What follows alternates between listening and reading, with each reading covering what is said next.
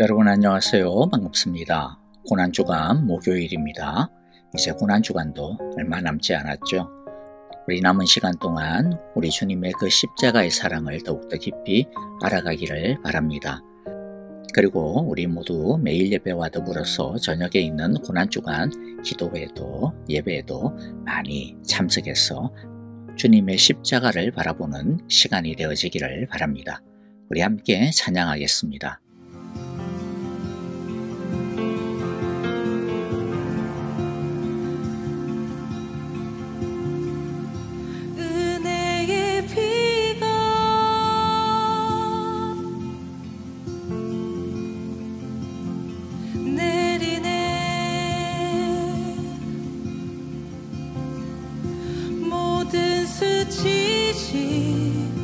모든 허물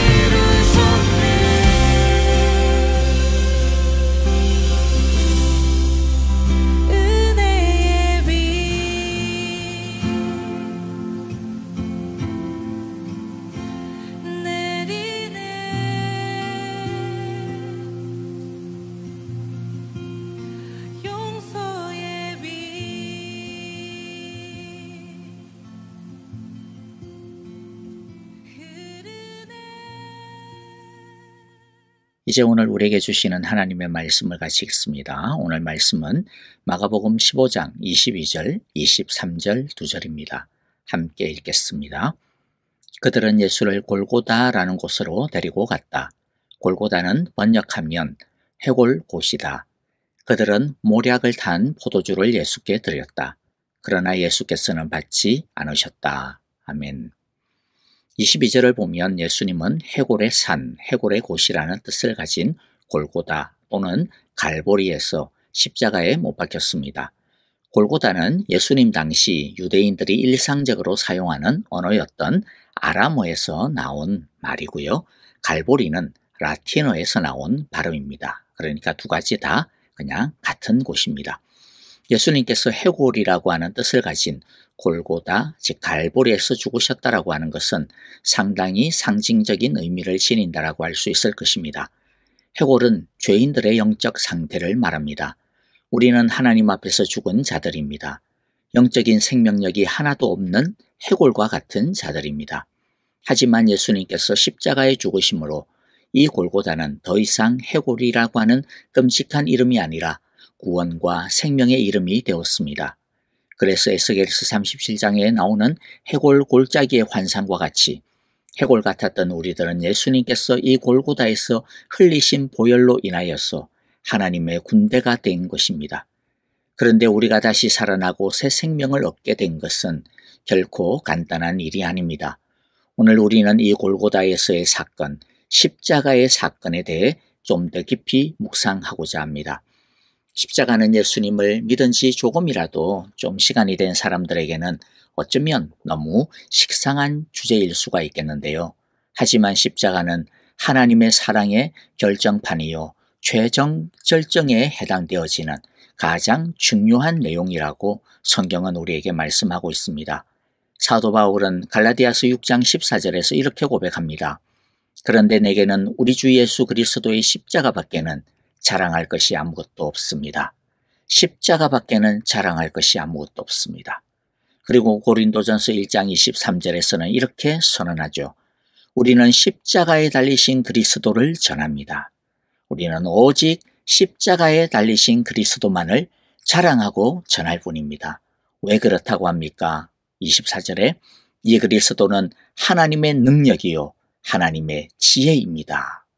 예수님이 십자가에서 죽으시는 모습은 우리 죄인들이 나중에 하나님 앞에서 어떤 심판을 받게 될 것인지 그 심판이 얼마나 철저할 것인지를 미리 보여주는 것입니다.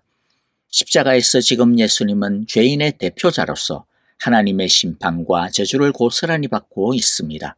십자가는 사랑의 자리인 동시에 정의와 심판의 자리입니다. 그러므로 오늘 이 시간 우리 모두 십자가에 대하여 다시 한 번 더 묵상하는 시간이 되기를 원합니다. 첫 번째, 십자가는 죄인이 받아야 하는 심판의 고통과 저주가 얼마나 끔찍한 것인지를 보여줍니다. 우리는 십자가가 얼마나 끔찍한 처형인지, 얼마나 무서운 것인지를 사실 제대로 기억할 필요가 있습니다. 왜냐하면 우리가 받아야 할 심판이 바로 십자가이기 때문입니다. 먼저 예수님 당시 십자가 처형이 어떤 것인지 그냥 있는 그대로 소개해 드리고자 합니다. 사형수가 십자가를 들고 사형장으로 들어오면 십자가에 매달 준비를 합니다. 우선 사형수의 속옷까지 모두 벗겨 나체로 만듭니다. 남녀 상관이 없습니다. 완전히 발가벗깁니다. 이후 사형수를 십자가에 눕히고 손목과 발 뒤꿈치에 7인치에서 5인치 정도가 되는 사람 몸무게를 지탱할 만한 초대형 대못을 박습니다. 이 못의 크기 때문에 그 고통은 상상을 초월합니다. 그리고 사형수가 박힌 십자가를 세우고 그런 다음에는 사형수가 죽을 때까지 방치합니다. 얼핏 보면 십자가에 매달리는 것 자체는 별로 고통스러워 보이지 않을 수 있을지 모르지만 그러나 사실 최악의 고통은 바로 매달리기 시작하는 그때부터입니다. 우선 못 박힌 상처에서 몸무게와 같은 힘이 가해져 고통은 극대화됩니다. 못에 잔뜩 끼어 있을 이물질로 인한 감염 때문에 파상풍이 일어나고 십자가에 못 박히기 전에 이미 채찍으로 맞아 터지고 일그러진 상처들은 산소가 부족하여 썩어가기 시작하며 온갖 벌레가 꼬이고 심지어는 까마귀가 와서 상처를 쪼기도 합니다. 여기에 못 박힌 팔이 몸무게 때문에 팔이 늘어나기 시작을 하고 결국에는 양쪽 어깨가 탈골이 됩니다. 이를 시작으로 온몸의 다른 관절들도 시간이 지나면서 서서히 어그러지게 됩니다. 거기에다가 양팔이 대못에 고정이 되어 있어 가슴을 압박하게 되어지는데요. 그래서 폐와 횡격막을 강제로 숨을 들이쉬는 상태로 만들어버립니다. 때문에 사형수는 생존 본능상 몸을 자꾸 들어 올려서 숨을 내쉬려고 하게 되겠죠.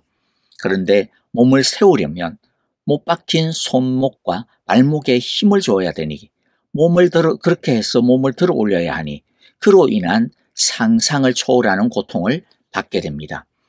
그렇다고 해서 힘을 빼버리면 또다시 숨을 못 쉬게 되는 상태로 돌아옵니다.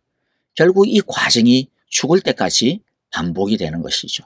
현대 연구에 따르면 십자가에 못 박힌 상태에서 대략 1000번 정도 기절했다 깨었다 이러기를 반복하며 이 과정은 그야말로 죽고 싶어도 죽을 수 없는 상태라고 합니다. 그렇게 반복하다가 지치면 숨을 쉴 수 없게가 되었는데 호흡수가 줄어들면서 질식사를 하거나 혹은 심장이 터지거나 심정지로 인하여 사망하게 됩니다. 이러한 육체적인 고통을 제외하더라도 십자가형은 수치와 혐오의 상징과도 같은 형벌이기도 합니다. 백주대낮에 알몸으로 매달려 지나가는 행인들의 구경거리가 되는 것도 당연히 수치스럽지만 십자가에 못 박히게 되면 더럽고 추한 몰골로 인간성을 잃은 채 죽기 때문입니다. 십자가에 매달리면 몸 안에 있는 모든 체액이 빠져나오게 되는데 신체에 남아있던 대변, 소변 등의 온갖 오물들이 자신의 의지와는 상관없이 시간이 지나면서 모조리 빠져나오게 됩니다. 한마디로 십자가에 매달린 사람은 온몸에서 고름과 진물이 흐르고 악취와 함께 전신이 산채로 썩어 들어가게 되며 통제를 잃은 상태에서 신체에서 분비되어지는 자신의 배설물로 인해 범벅이 되어 죽어가는 것입니다. 이런 이유로 로마의 정치인이었던 키케로는 십자가형을 가장 역겹고 구역질나는 형벌이라고 묘사하면서 로마 시민의 시야는 물론 생각에서조차 지워버려야 한다라고 말하기도 했습니다. 예수님께서 이런 끔찍하고 추악한 십자가에서 죽으시고 또 높이 들리신 이유가 무엇입니까? 죄인이 당할 그 심판의 끔찍함을 조금이라도 알도록 보여주시는 것입니다. 앞으로 하나님 앞에서 당할 심판은 이 십자가 처형과는 비교가 되지 않을 심판입니다. 성경은 앞으로 죄인들이 당할 심판을 영원히 꺼지지 않는 불의 고통, 불의 심판이라고 묘사합니다. 십자가 처형을 받으면 고통은 하루 만에 또는 아니면 길어봐야 3, 4일이면 죽습니다. 그러나 하나님의 심판의 고통은 영원히 죽지 아니하는 영원한 고통입니다. 하나님은 우리에게 이 십자가의 고통을 보여주면서 하나님의 그 심판을 피하라고 우리에게 경고하시며 우리에게 살 길을 열어주고 있는 것이죠. 두 번째, 십자가는 우리를 향한 하나님의 사랑이 예수님의 사랑이 얼마나 크신지를 보여줍니다. 이런 십자가의 고통을 예수님이 담당하셨습니다. 이런 십자가의 수치를 주님이 담당하셨습니다. 오늘 23절을 보면 모략을 탄 포도주를 예수님께 드립니다. 그러나 예수님께서는 받지 않으셨다라고 합니다. 모략을 탄 포도주는 일종의 마취제 역할을 했습니다. 십자가 처형이 너무나도 고통스러운 것이었기 때문에 그 고통을 조금이라도 덜어주려고 하는 배려와 같아 보입니다. 그런데 예수님은 그것을 거부하셨습니다. 이 십자가의 고통을 완전히 있는 그대로 온전히 다 받으시겠다라고 하시는 의지인 거죠. 예수님이 왜 이렇게까지 하셔야 했을까요? 이게 예수님에게 무슨 유익이 있길래 이런 죽음을 죽고자 하신 것일까요? 사실 예수님에게 무슨 유익이 있겠습니까? 오직 하나, 해골 같은 우리에게 생명을 주시기 위해서입니다. 해골 같은 우리가 하나님의 생명으로 하나님의 군대로 일어나게 하기 위한 것이죠. 그러므로 우리는 우리가 받은 이 구원을 절대로 가볍게 여기지 말아야 합니다. 예수님이 얼마나 엄청난 희생과 고통과 수치를 지불하고 우리를 구원하신 것인지를 우리는 똑똑히 알아야 합니다. 예수님이 받으신 그 고통이 사실은 내가 받아야 할 고통이었고, 예수님이 당하신 그 수치와 치욕이 내가 당해야 하는 수치와 치욕이었고, 예수님이 담당하신 그 죽음이 사실은 내가 짊어져야 하는 심판이었음을 우리는 알아야 합니다. 예수님께서 고통당하시고 치욕을 감내하시고 죽으심으로 말미암아, 그것으로 말미암아 우리가 생명을 얻게 되었음을 우리는 한시도 잊지 말아야 됩니다. 우리가 얻은 이 생명, 우리가 받은 이 구원은 절대로 공짜가 아닙니다. 예수님의 생명과 맞바꾼 것입니다. 그로 인해 이제는 우리는 더 이상 해골이 아닙니다. 하나님의 산자가 되었습니다. 하나님의 군대가 되었습니다.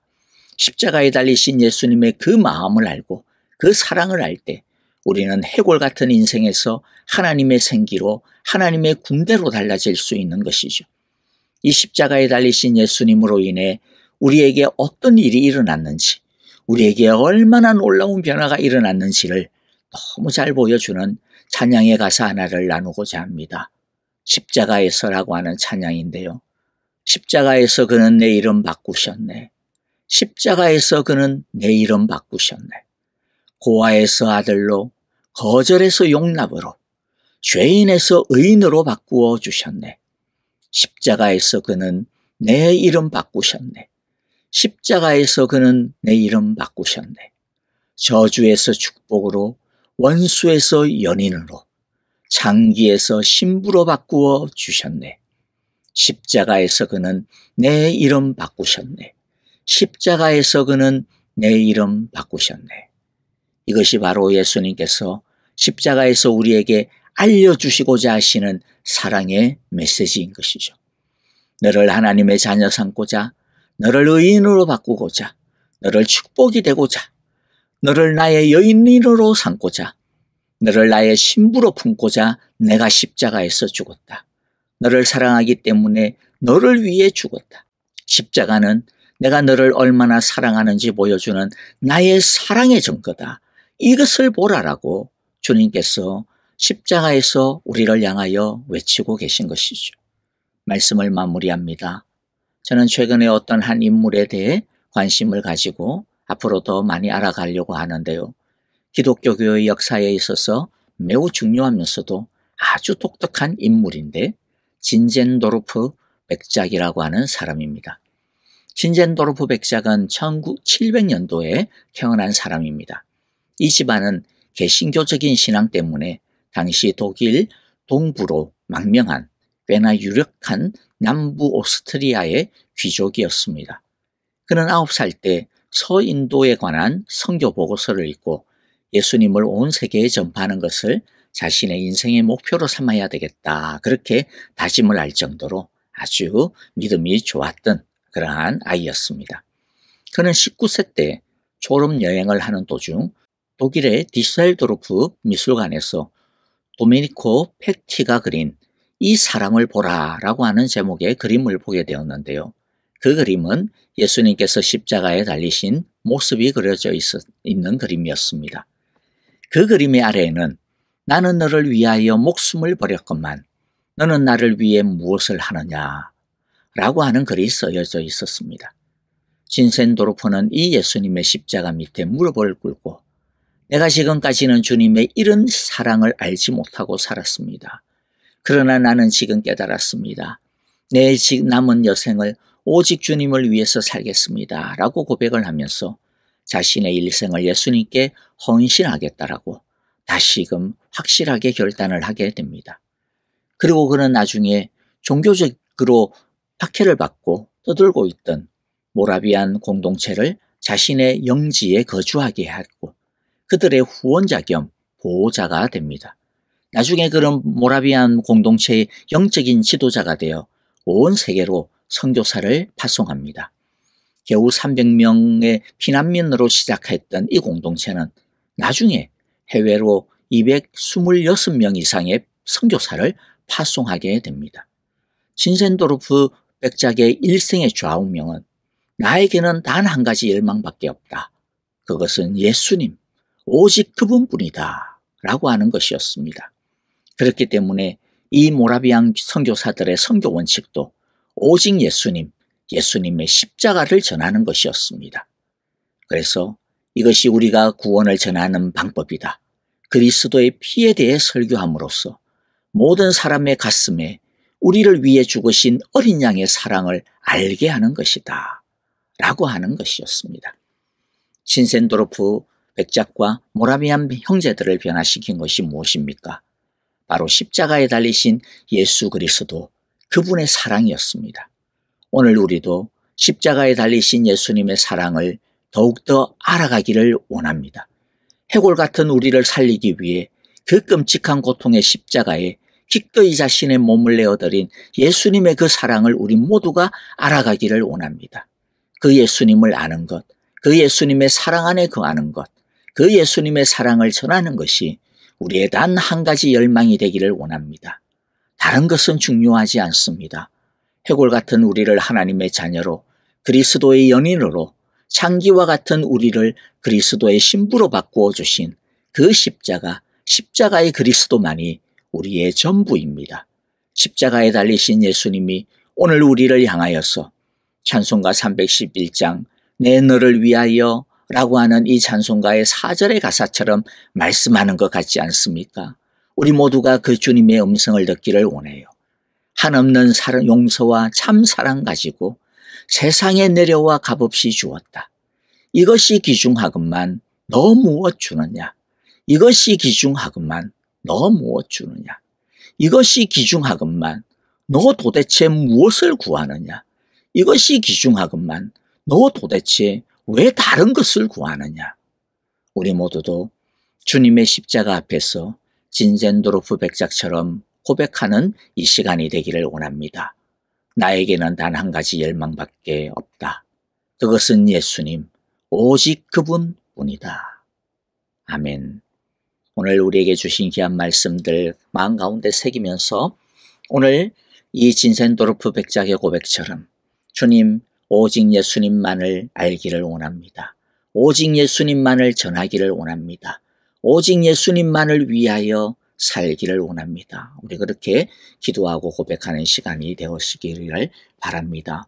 여러분 교회를 위하여, 형제자매들을 위하여서, 우리 특별히 아프신 분들을 위하여서 마음을 담아 기도하기를 원합니다. 우리 고난주간을 지나면서 정말로 십자가의 그 사랑을 더욱더 알게 하여 주소서. 우리 함께 기도하기를 원하고요. 선교사님들을 위하여서도 우리 함께 간절히 기도합니다. 다 함께 찬양하며 기도하겠습니다.